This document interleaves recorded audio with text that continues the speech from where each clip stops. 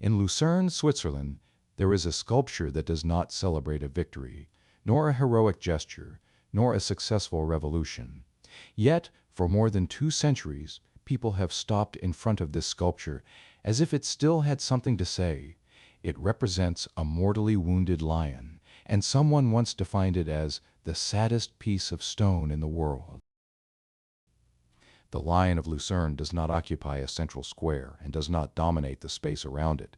It is carved directly into the wall of an old sandstone quarry, as if it were part of the rock itself.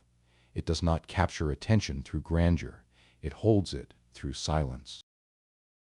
The body of the lion lies on its side, pierced by a spear, its head lowered in an expression that does not suggest anger, but a slow and conscious surrender. It does not look like a displayed statue. It feels like something that was already there, before us. This sculpture does not speak about animals, it speaks about men. In 1792, during the French Revolution, hundreds of Swiss guards were killed in Paris while defending the Tuileries Palace. They were foreign soldiers bound by an oath of loyalty to the French monarch. When the situation became desperate, they could have withdrawn. Many did not. The wounded lion does not represent the fight. It represents the moment after, when the choice has already been made and can no longer be changed. Here, it is not the courage that wins that is remembered, but the one that remains without reward. When the monument was inaugurated in 1821, reactions were divided. For some, it was a tribute to the monarchy and an openly counter-revolutionary gesture. For others, it was simply a memorial. The sculpture, however, takes no position.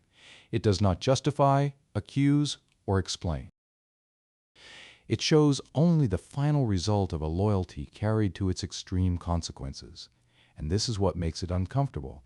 It is a political work that refuses to do politics.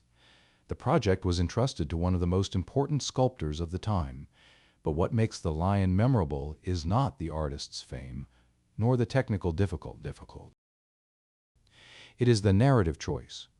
The lion does not roar, does not try to rise, does not look at the viewer seeking compassion.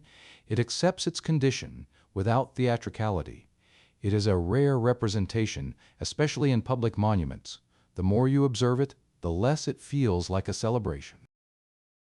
When the writer Mark Twain visited Lucerne, he was struck by the sculpture, not by its grandeur, but by the emotional effect it produced. He defined it as the saddest and most moving piece of stone in the world, not as a literary metaphor, but as a statement of fact. The lion's sadness is not displayed, it is contained, and that is precisely why it endures. It does not strike because it is dramatic, but because it is not. Throughout the 20th century, the monument was repeatedly approached through ideological readings. In certain periods, political groups tried to appropriate it as an identity symbol. Local authorities always intervened to prevent this. The lion must not represent a side, because it does not tell a story of victory, but of shared loss. Today, the Lion of Lucerne is surrounded by trees, water, and silence.